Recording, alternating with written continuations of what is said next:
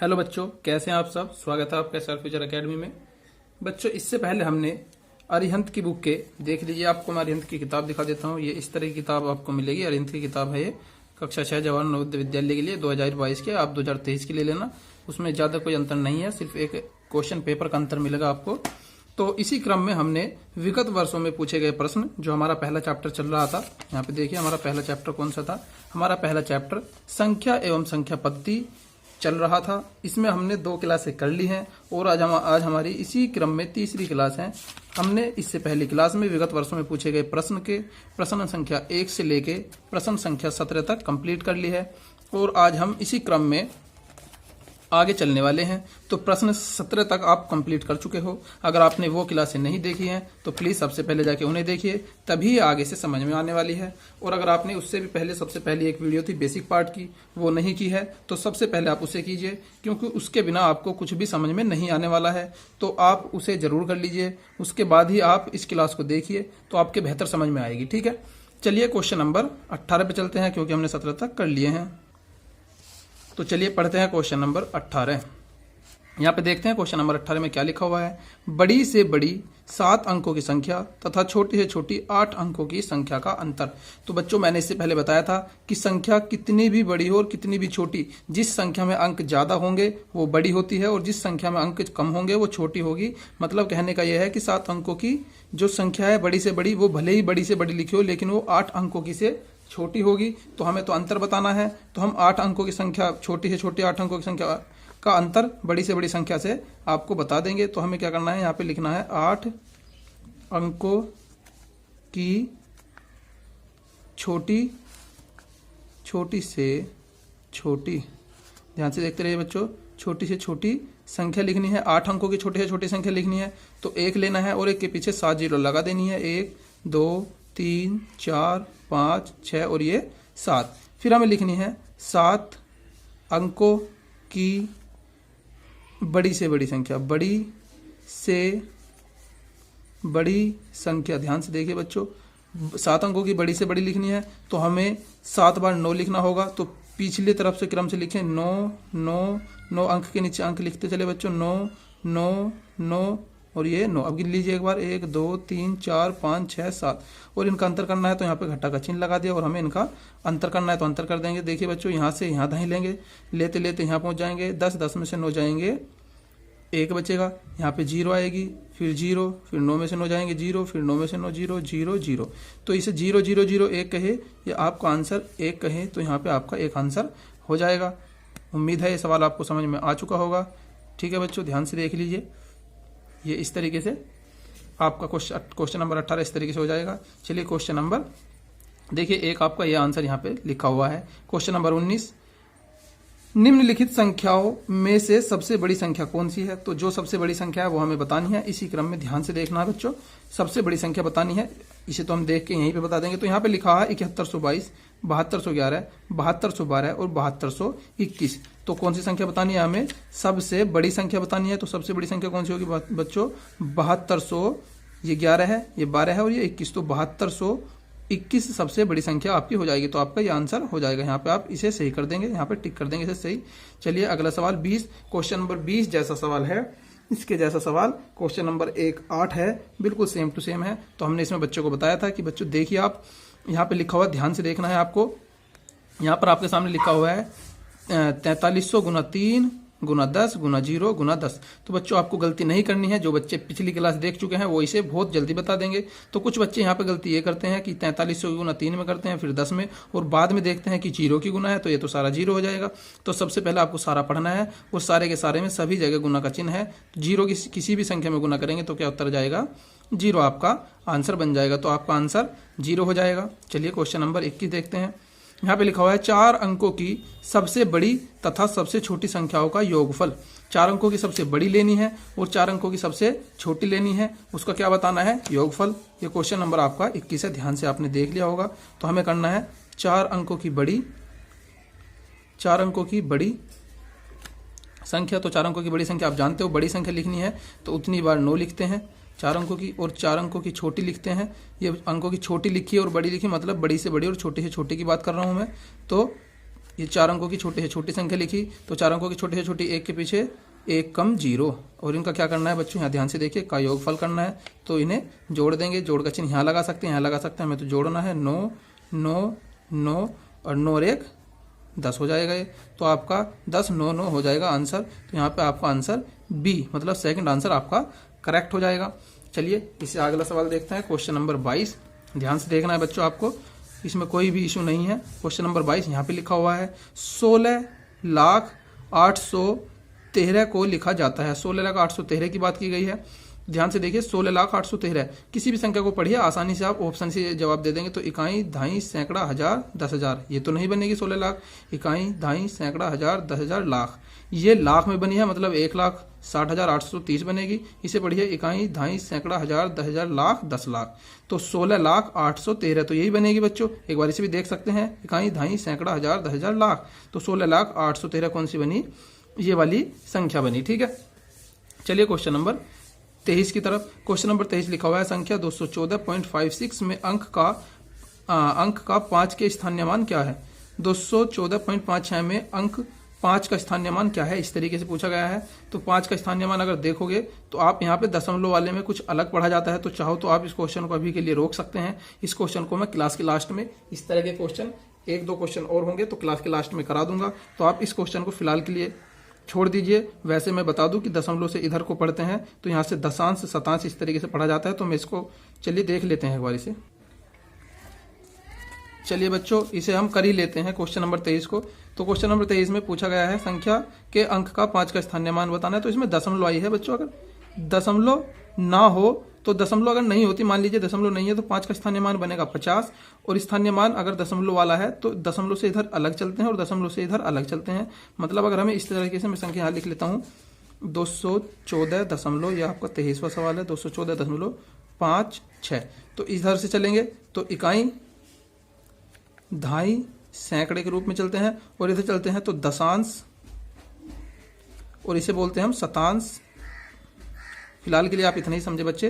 तो देखिए जो कौन से स्थान पर रखा है, दशांश, और दशांश का होता है 10वां, तो 5 10वें कह सकते हैं इसे, 5 10वें। दशांश का मतलब 5 10वें स्थान पर है, तो यहाँ से आप इसका उत्तर 5 10वें लगा सकते हैं। बच्चों अगर इसे समझने में कोई प्रॉब्लम है तो इस तरह के सवाल मैं क्लास के लास्ट में कराऊंगा। फिलहाल के लिए आप इतना ही समझ सकते हैं कि दशमलव के लिए अगर दशमलव वाले सवाल चलते हैं तो दशमलव के इधर इकाई, दहाई, सैकड़ा पढ़ते हैं, और दशमलव से इधर दशांश, शतांश, और एक वर्ड और होता है सहस्त्रांश।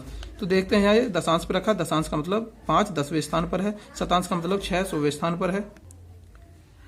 अब बच्चों बात कर लेते हैं क्वेश्चन नंबर 24 की। तो क्वेश्चन नंबर 24 ध्यान से पढ़ना है। 7 0 1 2 तथा 3 से बनने वाली 5 अंकों की छोटी छोटी सम संख्या बनानी है। तो मैंने आपको इस तरीके के सवाल बताए भी हैं, हमें कैसे संख्या बनानी है, 5 अंकों की। क्वेश्चन नंबर यहाँ देख लेते हैं 24। तो अंक हमारे पास है, मैं अंकों को एक बार नोट कर देता हूँ। अंक हमारे पास 0 1 2 और 3। यहाँ पे 7 हमने मिस कर दिया है, तो 7 0 1 2 और 3 है। ये यहाँ पे 1 लिखा हुआ है, 4 सा लग रहा है, यहाँ पे 1 है। ठीक है, इन अंकों से कैसी संख्या बनानी है, छोटी से छोटी सम संख्या। तो छोटी संख्या बनानी है, छोटी से छोटी, और साथ ही कैसी बनानी है, सम, छोटी से छोटी सम संख्या बनानी है, छोटी से छोटी सम संख्या। तो बच्चों मैंने पहले बताया था कि अगर हमें कोई अंक दिए हुए हैं और उनसे छोटी से छोटी संख्या बनानी है तो सबसे पहले छोटा अंक, फिर बड़ा, फिर बड़ा, फिर बड़ा रखते हैं। लेकिन अगर 0 भी शामिल हो तो 0 को दूसरे नंबर पर रखते हैं। तो ध्यान से देखिए, छोटी बनानी है तो 1 दूसरे पहले नंबर पर आएगा, 0 दूसरे नंबर पर।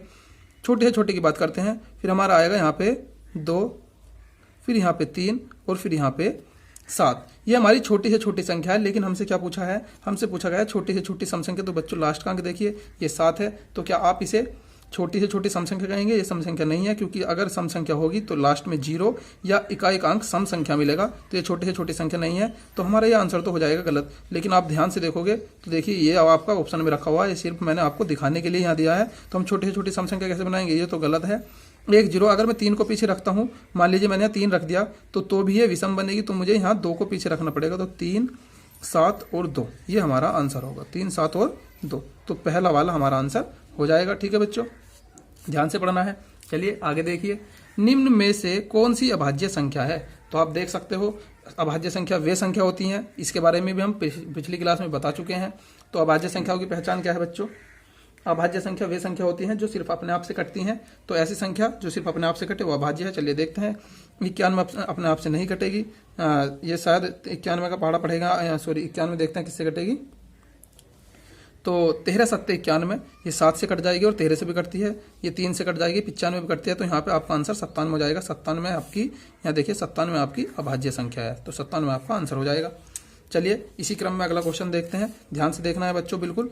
यहाँ पे क्वेश्चन नंबर 26, ये इंपॉर्टेंट क्वेश्चन है। इस तरह के क्वेश्चन मैं आपको पहले ही बता चुका हूं, लेकिन फिर भी ध्यान से देखिए। 1 से 25 तक की संख्याओं का योगफल, ऐसे सवाल हम पहले ही उदाहरण के तौर पर कर चुके हैं। 1 से 25 तक की संख्या लिखेंगे बच्चों। मान लीजिए 26वां सवाल है, 1 से मुझे 25 तक संख्या लिखनी है। तो मैंने बताया था कि यहाँ पर डायरेक्ट फॉर्मूले से होगा। डायरेक्ट फॉर्मूले में हमारा जो फॉर्मूला है मैं आपको बता दूं, n+1/2 है।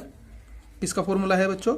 यहाँ देखिए, सॉरी, ये योग फल का फॉर्मूला है। तो योग जो होता है हमारा n+1/2 होता है, लेकिन हमें यहाँ पे n चाहिए होता है। तो n जो होता है हमारा बच्चों, जितनी हमारी संख्या होती है वो n का मान होता है। तो 125 तक की संख्या गिनेंगे तो 25 आएगा, तो n का मान 25 हो जाएगा। आप 25 टाके यहाँ रख देंगे योगफल के फॉर्मूले में, तो n की जगह 25 और यहाँ पे 25 + 1/2। तो ये बनेगा आपका 25 गुना 25 और 1 26/2। देखिए ब्रैकेट के बाहर अगर कोई संख्या लिखी है तो इसका मतलब वो गुना में मानी जाएगी, तो गुना में हो जाएगी। तो 2 से काट देंगे 13, और 13 की जब हम गुना करते हैं, ध्यान से देखना, 13 पंजे 65 और हासिल लगेंगे 6, 13 दूनी 26, 26 और 6 32। तो 325 आपका यहाँ पे आंसर हो जाएगा। देखिए कौन सा आंसर, क्वेश्चन नंबर 26 का बी आंसर हो जाएगा। ठीक है, चलिए क्वेश्चन नंबर अगले क्वेश्चन पे चलते हैं। 26 के बाद आपको देखना है 27। 4 अंकों की सबसे बड़ी संख्या कौन सी है जिसमें प्रत्येक अंक अलग अलग हो? तो ये सवाल भी हम इस तरीके कर चुके हैं। तो 27वां सवाल ध्यान से देखना है। 4 अंकों की बड़ी से बड़ी संख्या बतानी है। तो पहली बात तो 4 अंकों की बड़ी से बड़ी पूछी है। 4 अंकों की बड़ी से बड़ी संख्या जिसमें सभी अंक भिन्न हो। ध्यान से देखना है बच्चों, सभी, जिसमें सभी अंक भिन्न हो। तो सभी अंक भिन्न हो का मतलब एक भी अंक मैच नहीं करना चाहिए। तो अगर बड़ी से बड़ी पूछता है तो हम लिखते हैं 4 बार 9, लेकिन बड़ी से बड़ी ऐसी पूछी है जो भिन्न है तो वो बनेगी 9 8 7 6। आपका आंसर ये हो जाएगा। अगर एक से अंक हो तो 9 9 9 बनता है, लेकिन हमें एक से अंक नहीं लेना है तो अंकों को घटते क्रम में लगा देंगे। तो 9 8 7 6 आपका आंसर हो जाएगा। 9 8 7 6 पहले आपका आंसर है। ठीक बच्चों, उम्मीद है समझ गए होंगे। ठीक है, बेहतर तरीके से समझ में आ रहा होगा, मैं उम्मीद करता हूँ। चलिए क्वेश्चन नंबर 28।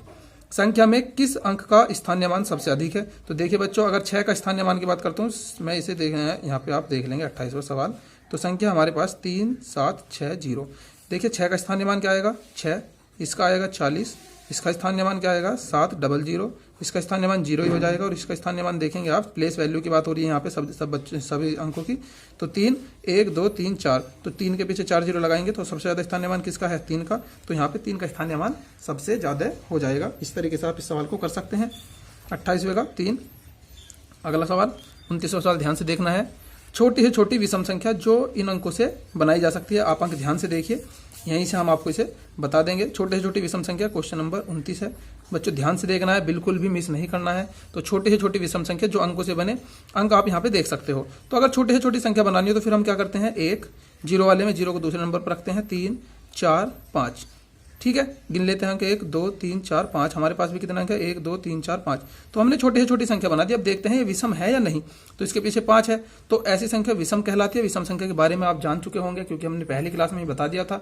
तो वे संख्या विषम होती हैं जो 2 से नहीं कटती। और पहचान क्या है संख्याओं की? 2 से कटने ना कटने की।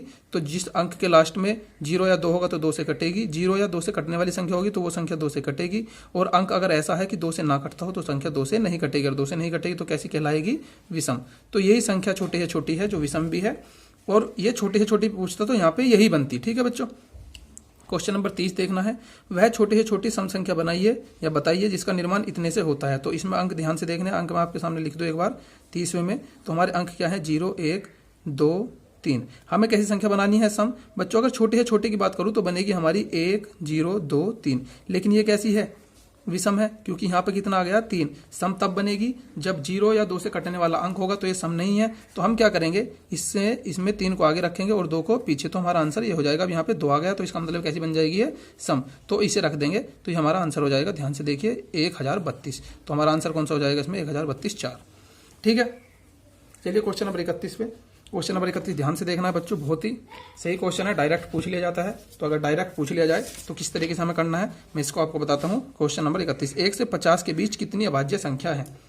बच्चों 1 से 50 के बीच कितनी अभाज्य संख्या है? अभाज्य संख्या की बात करें तो 15 बनेगी। देखते हैं कैसे। 1 से 50 के बीच अभाज्य संख्या देखनी है, 1 से 50 के बीच इनकी गिनती करनी है। तो देखिए अभाज्य संख्या गिनती शुरू कहाँ से होती है, मैं आपको करके बताता हूँ। 2 से शुरू होती है, तो 2 अभाज्य संख्या बनेगी। 3, 5, 7, 11, 13 ये अभाज्य संख्या वे होती हैं जो सिर्फ अपने आप से कटती हैं, तो उनके बारे में बात कर रहे हैं। 13 के बाद में बनेगी यहाँ पर 17, 19 के बाद में आपकी हो जाती है 23, फिर 23 के बाद हो जाएगी 24 नहीं है, 25 नहीं है, 26 नहीं है, 27, 28, 29 हो जाएगी।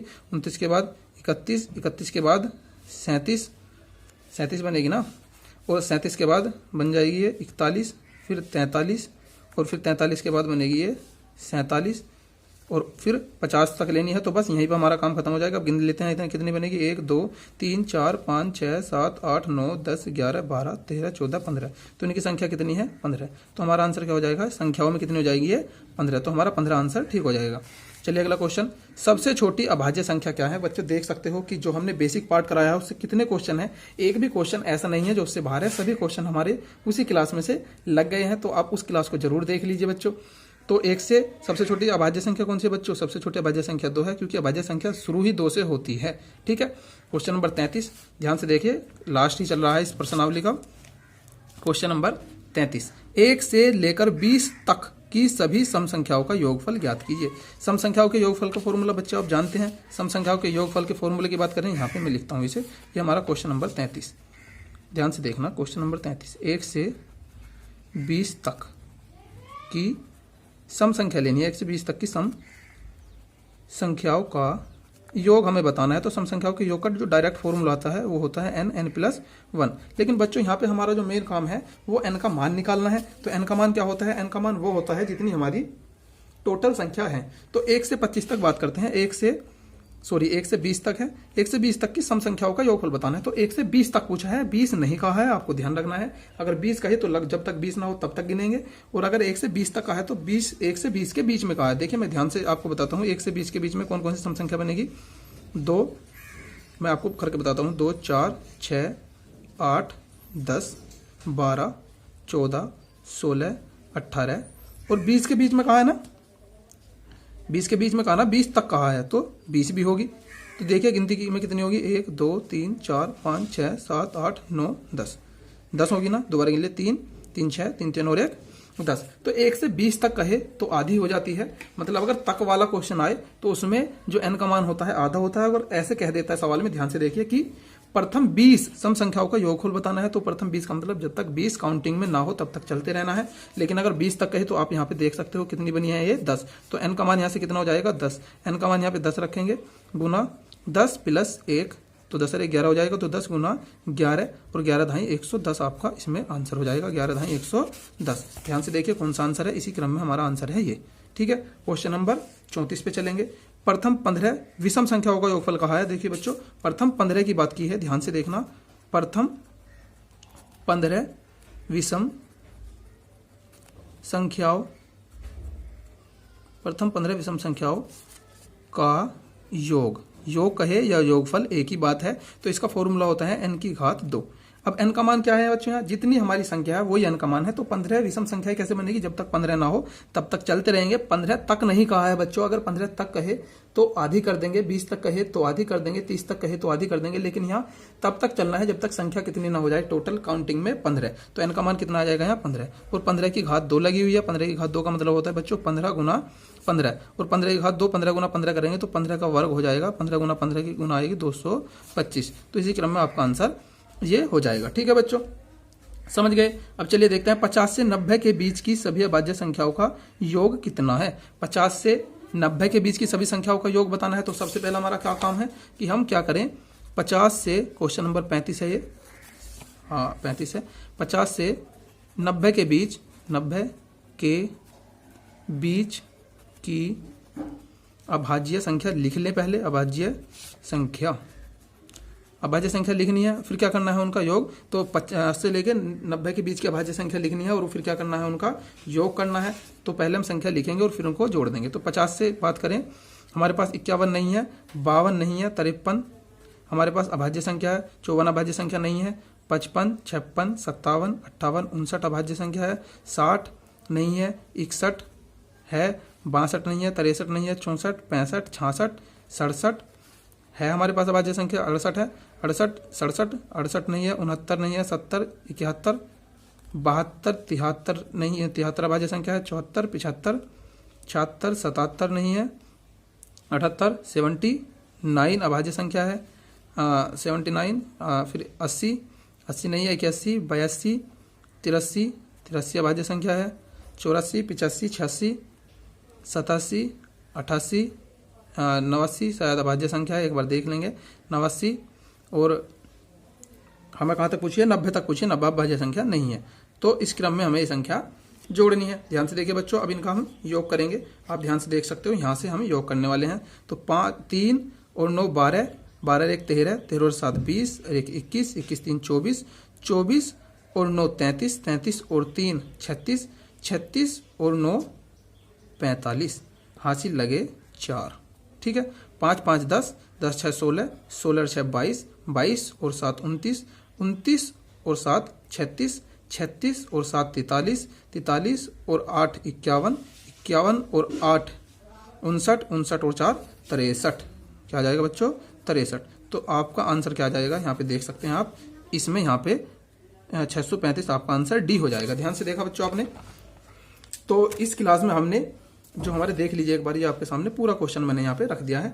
तो इस क्लास में हमने विगत वर्षों में पूछे गए जो हमारे 18 से लेकर 35 तक क्वेश्चन थे, उन्हें बहुत सरल तरीके से किया है। फिर भी अगर आपको किसी सवाल में कोई प्रॉब्लम है तो आप हमें कमेंट बॉक्स में जरूर बताएं। बच्चों, अगर सभी वीडियो फ्री चाहते हैं तो चैनल को सब्सक्राइब जरूर कर दे, साथ ही साथ बेल आइकन को भी दबा दे। और अगर इससे पहले की कोई वीडियो आपने मिस की है तो सबसे पहले उसे देखें, ये तभी आपकी समझ में आने वाली है। ठीक है बच्चों, क्लास देखने के लिए धन्यवाद, शुक्रिया।